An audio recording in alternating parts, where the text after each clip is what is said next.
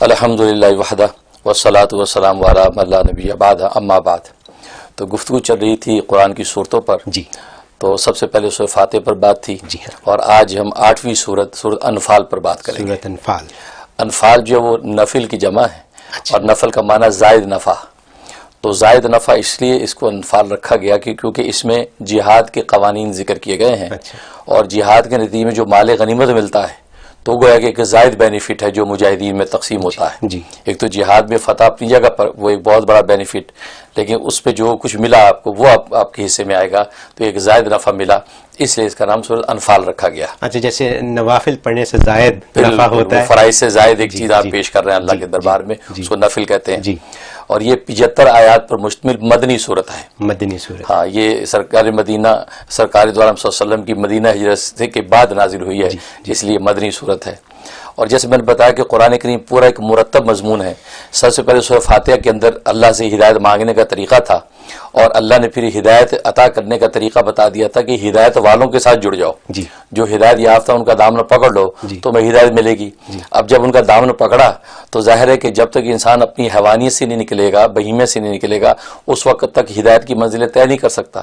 تو سورہ بقرہ میں بہیمیت سے نکال کر انسانیت کے مقام پر فائز کیا تھا.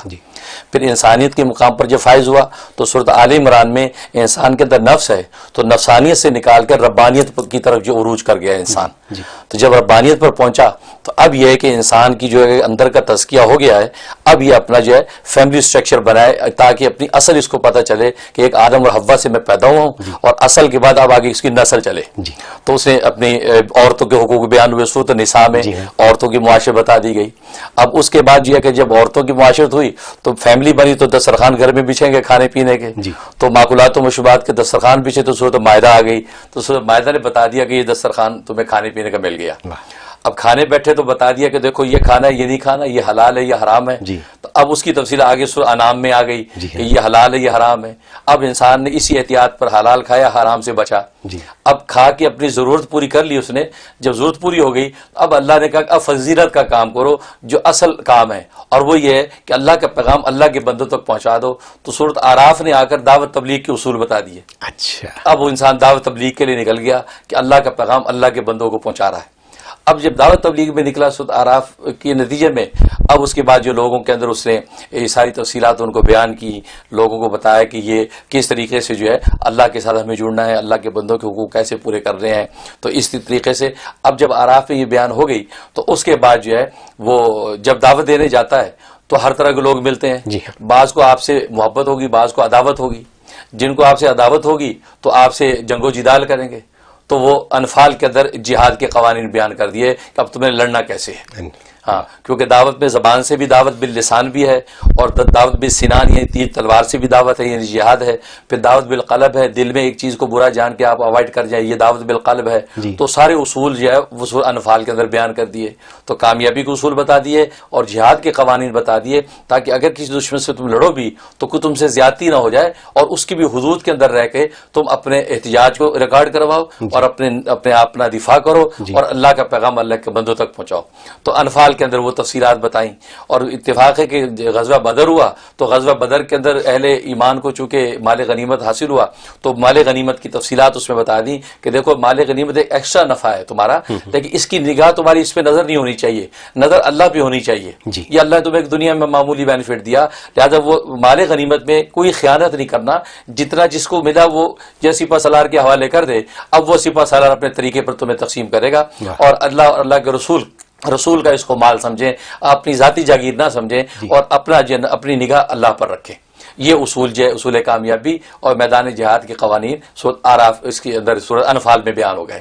اب اس کے بعد آگے ہم توبہ پر چلیں گے تو آگے گفتگو جاری. تو یہ انفال جیسے کہ نوافل، زیادہ نوافل پڑھنے کی بات ہے، تو کیا جہاد بھی نوافل میں آتا ہے؟ نہیں، جہاد نوافل میں نہیں، نوافل میں نہیں، لیکن جہاد کرنے کے نتیجے میں آپ کو زائد بینیفٹ ملتا ہے مال غنیمت. تو یہ بات مال غنیمت پر ہے، کیونکہ جہاد تو اپنی ضرورت کے تحت فرض عین بھی ہوتا ہے، فرض کفایہ بھی ہوتا ہے، اس کے اپنے مراتب ہیں. لیکن وہ بینیفٹ جو زائد وہ اس کا مال ملا جو آپ کو مجاہد جو کفار مشرکین بھاگے ہیں میدان جہاد میں سامان چھوڑ کر، وہ زائد نفع قرار دیا کہ وہ زائد بینیفٹ آپ کو ملا.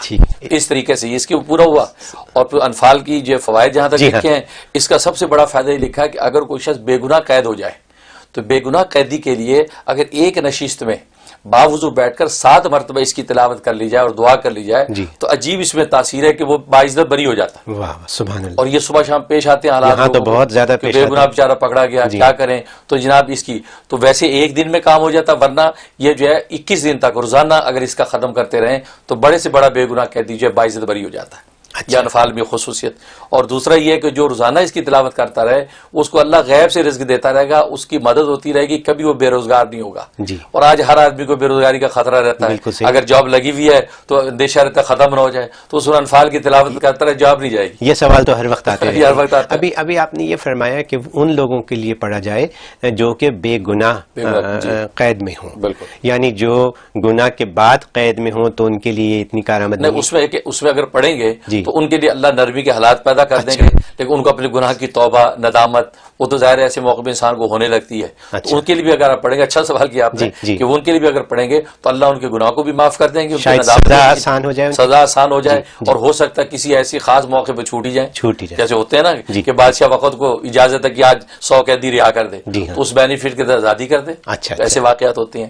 یہ اس کا نفع. اور ایک نفع اس کا یہ ہے کہ جس دشمن سے اگر کسی سے تمہیں ڈر ہے, معلوم نامعلوم دشمن کوئی آپ زبان سے تکلیف پہنچائے گا یا ہاتھ سے پہنچائے گا, ایسا خوف رہے تو سورۃ انفال کی تلاوت ان دشمنوں کی نیت سے اگر کر لیں گے تو کسی دشمن کو یہ مجال نہیں ہوگی کہ وہ آپ پر ہاتھ ڈالے. اللہ غیب سے آپ کی حفاظت کا حصار بنا دیتے ہیں, یعنی یہ حصار بن جائے گا, حصار بن جاتا ہے.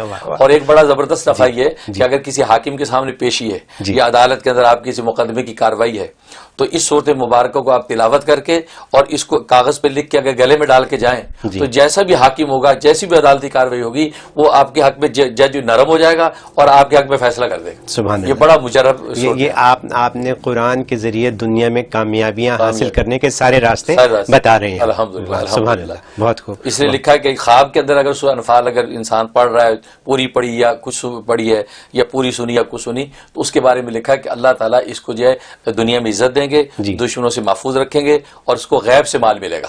اچھا, مطلب جیسے مال غنیمت بھی ایک ایکسٹرا بینیفٹ ہے, اس کو بھی غیب سے اللہ تعالیٰ مال و دولت عطا کریں گے. اور ایک اور زبردست بات لکھی ہے کہ اگر سورہ انفال جسے خواب کی پڑھی یا سنی تو کل روز قیامت پہ سرکار دو عالم صلی اللہ علیہ وسلم کی شفاعت اس کو نصیب ہوگی, نبی پاک شفاعت کریں گے اس کی بخشش. واہ واہ سبحان اللہ. تو یہ اس کا خواب میں تعبیر بہت قیمتی صورت ہے, اس کو پڑھنا چاہیے. تو آپ یہ فرما رہے ہیں کہ روزانہ پڑھی جائے؟ روزانہ, بالکل روزانہ ایک مرتبہ تلاوت کر لیں جی, تو اور بینیفٹ جو ہے وہ مانگتے رہیں. جی, اللہ غیب سے مدد کریں. اللہ غیب سے مدد کریں.